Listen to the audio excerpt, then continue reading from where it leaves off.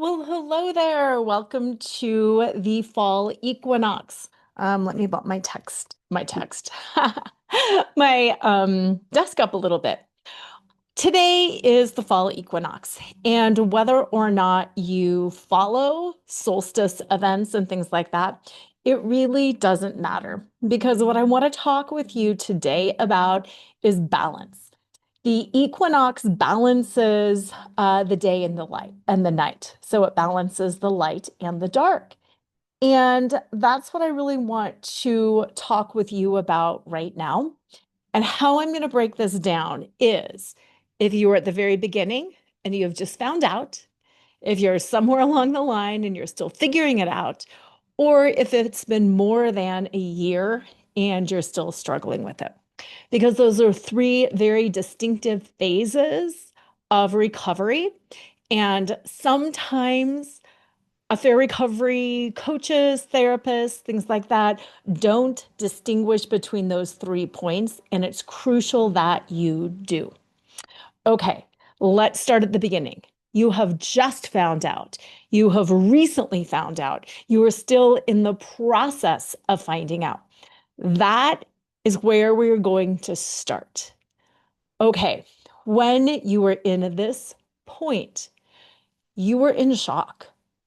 You literally, physically, emotionally, mentally, spiritually are in shock. And during this time, it's hard to say it, but you're supposed to be crying all the time. You're supposed to not be able to eat. You're supposed to feel nauseous and confused and hopeless. Those are all signs and symptoms of being in shock. And you are. And it's okay to feel like that. More than okay, it's actually healthy and essential to feel like that. And I'm all for positivity. I mean, you know that. That's my whole brand is what are we going to make out of this? What is the goodness that you can find? What are the lessons that you can eke out of this? And yet still, I am so not about spiritually bypassing something. I'm not about not feeling. You have got to feel your emotions. You have got to feel hopeless and helpless because it's normal to feel that way because you've just had a major shock.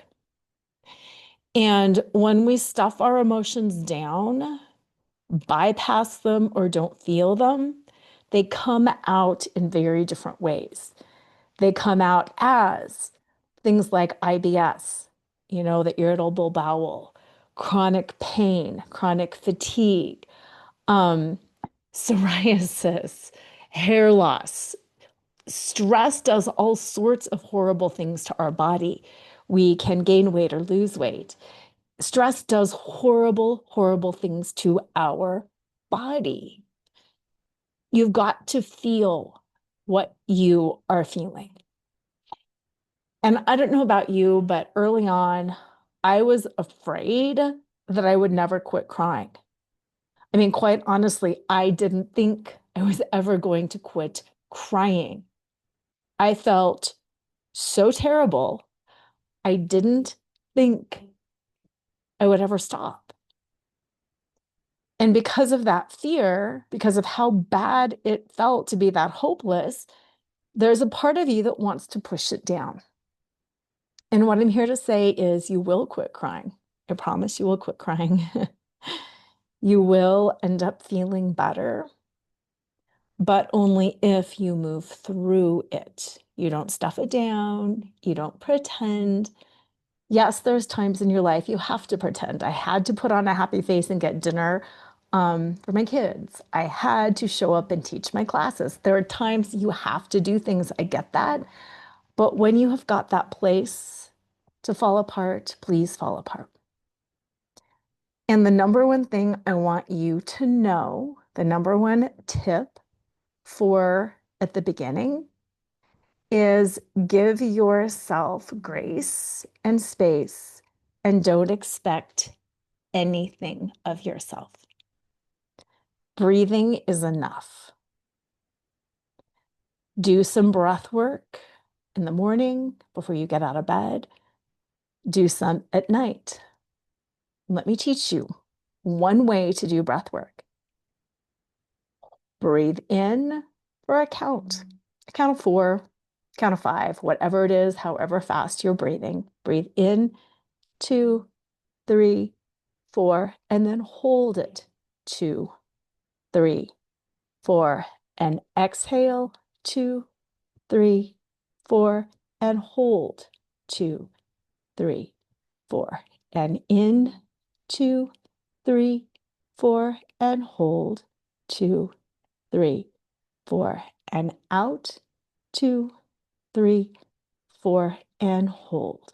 2, 3, 4, and keep that up. And what you're doing there, I started this Zoom talking about the equinox and balance. You're providing some balance with that breath.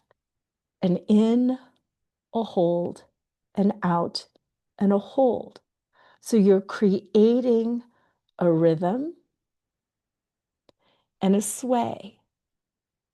And I do a lot with somatic processing, and swaying is a comforting movement. So if you want to sway your body like I'm doing, if you want to rock, if you want to sit, if you want to use that breath, do anything that creates that sway. And that is my best tip for early on. My program, Starting Strong, is specifically designed for when you are just finding out, because it re-regulates the nervous system and it helps you process. So once you have re-regulated your nervous system a little bit, not all the way, all the time, but once you are no longer in that trauma state, you move to that next phase. And this next phase is that figuring it all out phase. This is the phase where you decide, am I going to stay? Am I going to go? So many people confuse that and they think they need to do it early on. Do not do it early on. Stabilize you early on. Feel your feels early on. Give yourself grace early on. That next phase is where you start figuring out the practical details. First phase, you're creating emotional and psychological safety. The second phase, this is where we move into the practical, the legal safety. This is where you start checking things like, is my name on, the car title, the house title, who owns what, how are things titled? Do I have a credit card in my own name? Do I have some cash stashed somewhere in case I need it? What are the laws in my state? Am I giving up claim to my house if I leave? What happens if I ask him to leave? Different states are different, but yes, in some states, if you walk out of the house, you are not totally giving up your claim, your right to the house, but it can mean that you have this intent to abandon. So be very clear about what state you are in and what your state's rules are, and write things down. Like if you are going to leave the house for a certain period of time, have it in writing. I am leaving this house for about 3 months. I'm getting a lease somewhere else so I can figure some things out. I am by no means abandoning my family, leaving my home. Have things in writing. Sometimes you can just write something and have it notarized. You don't always need an attorney to write up a whole agreement for you. Check with an attorney. It doesn't matter if you think you're going to stay or if you think you're going to leave. Find out what you're entitled to. Find out what your actions mean in the eyes of the law. Get support. Meet with a coach. Meet with a therapist. Start taking care of you. Start future planning for some things. Have the scenario, if I leave then. Have the scenario, if I stay then. Have the scenario, if I stay and he cheats again then. all the different timelines. This middle section is where you start working with all of those timelines and you start figuring all of those things out. And this is why I think it is so important to work with somebody, again, whether it's a coach or a therapist, to help guide you along the way. Because otherwise, once you start feeling better, it's so easy to be like, trauma has passed, crisis is over, and then we just fall back into our default patterns. We fall back into the same patterns we've had forever. We get busy at work. We've got the holidays coming up right now. We've got, Halloween, Thanksgiving, Christmas, all these different things that are looming. And it's so easy to just get business as usual. I gotta lean in. I gotta take care of this. End of the quarter at work. So having regular sessions with somebody, and by regular, I do not mean you need to meet every week. You don't. Meet every other week. Meet once a month. One of my most popular services is Voxer Access. For $92 a month, you can Vox me on the phone. This is my phone. 24/7, every single day along the way. We do little check-ins with each other like, hey, it's Monday. This week, you were planning to check title, you are planning to get a credit card, you are planning to set up a meeting, whatever it is. Let's check in by Friday and make sure you got that done. Okay, perfect. Now the next week. Okay, you are going to get back into taking care of your health. What have you done with that? What's going on with that? Then questions. Wait a minute. My partner said this. He said this. This is what's happening. I'm finding out this. Okay, wait. Let's back off. Let's figure these things out. It's having that structure along the way. Because again, structure is vitally important. We've got to move forward, small step by small step in the right direction. Because otherwise, we just so literally get lost in all of the things that we need to do. And then we're exhausted and we binge watch Netflix or we just don't do the work. Even if it's journaling or meditation, it's so easy to let it go. Oh, it's only 2 minutes, but I really need to get up and do something else. So suddenly you didn't spend your 2 minutes meditating. You know what I mean? So having that structure, that middle section is structure. So first section is safety, emotional, psychological safety. Second section is structure, legal safety, future casting, which timeline, what am I going to do? How am I safe and protected? Then that third phase where it's been past the first year. People hit me up in that phase for two different reasons. Number one, they're not healed. They're like, it's been 2 years and I'm still traumatized. Okay, that means some of the work in phase one and phase two wasn't done or wasn't completed. So in that case, we have to go back to phase one or phase two, see what's missing. Sometimes the legal safety wasn't put in. Sometimes the somatic processing wasn't put in. Sometimes the emotional stuff wasn't put in. Sometimes we were so traumatized through no fault of our own that we are not willing to see things clearly. Sometimes it's so much and we're in survival mode and we're like, I can't see this clearly right now because it's too much. I can't take it. It's too much. And a year or two later, we've found enough safety in enough other areas. We're financially, legally, emotionally protected. Okay, now I can go back to this big thing. Now I start realizing, holy cow, I've been abused. Like this was emotional abuse. And before I couldn't see that. And now I'm ready to process it. So that third phase is where you can go back to phase one or two and actually do that deeper work that you couldn't do in the moment because that's just too much to handle. Or in that phase, that third phase, the second reason people come and see me when they're in that third phase is they're like, I am stable and I am good. And now I really see that there's so much more. And I want to create this incredible, powerful life. I am no longer satisfied doing what I did before. Now is my time to shine and rise. And I'm not serving you, I'm serving me. And I'm not taking care of everybody else at the expense of myself.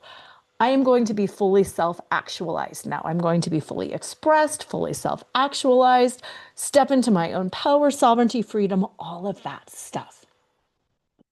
And that's the other reason why people see me at that point. But the reason that I wanted to break this down is so you can identify, where am I? Am I just trying to get psychological safety and have the world stop spinning? Perfect. Am I somewhere in the middle and I'm trying to put all the pieces together and I'm trying to create the legal safety and the plan for the next step and figure things out? Perfect. Or am I at the place where I'm like, I am ready to own the world and rock it? Or holy shit balls, there's something else that I need to do. Now I got to go back and deal with my childhood. Now I got to go back and deal with early marriage. I just worked with one woman. She is 7 years out. And for the first time, she's like having memories of this trauma and abuse that her husband did literally their first week of marriage. He physically held her down that first week of marriage and threatened her. And here we are 7 years later, and she's like, I finally feel safe enough to deal with that. So things come up at the time that they come up. It's always the right timing. And it's always putting all of those pieces together. You need emotional safety, you need psychological safety, you need intellectual processing, you need physical, legal safety. Like there's a lot of different pieces. And there's a lot of programs and support and things like that where people will give you a piece of it, like, oh, I'm a breathwork program. Yay, that's one piece. Like I just gave you that tool. Yay, I'm a physical somatic processor. Perfect. Like I just gave you that one tool. Okay, yay, I've seen a lawyer, I've seen a therapist, we've dug out my childhood. Woohoo! I've created a safety plan. Woohoo! But it's all of that. It's bridging the gap and being like, what is missing and what do I need to tackle next so I can create that safety net spiritually, emotionally, physically, legally, all of that, and really step forward into my healing. So if you're in that second phase, my question to you is, what else do I need? What else do I need? What feels good and what do I need? Journal with that. Think about that. Make lists, things I'm totally at peace with, and then make lists, things I'm not really ready to address yet, things that I still have questions about, and just make those lists so you can start assessing where you're at. And then if you're in the third phase, you're going to know if you need something else. You're going to know, like, I still go into fight, flight, or freeze. I can't regulate my nervous system, or I'm still obsessing. If you're still obsessing after a year, something is missing. Or you're going to be like, ooh, ooh, I am so ready. I just want to launch. So wherever you are at is the right place for you. There is never blame. There's never shame. You are where you are. Reach out to others here. Comment below. Let us know where you're at, stage 1, stage 2, or stage 3. Comment below. And then you can start talking to others who are in the same stage as you. And of course, you know this. If you need help, reach out to me. We can do the Voxer coaching. You can talk to me 24/7, $93 a month. It's not a big deal. For $47 a month, you can do my group program. You get a 2-hour group coaching call, and then I kind of put you in pods with people so you can, again, start connecting with other people, supporting each other, teaching what you know, and having other people guide you along the way. So $92 a month for private one-on-one access to me, $47 a month for group access to me. And then, of course, if you want to book one-on-one sessions, you can do that. Go to affairrecoveryforwomen.com. affairrecoveryforwomen.com. There's the whole listing of all of the different ways that you can work with me. So comment below. I'm in phase 1. I'm in phase 2. I'm in phase 3.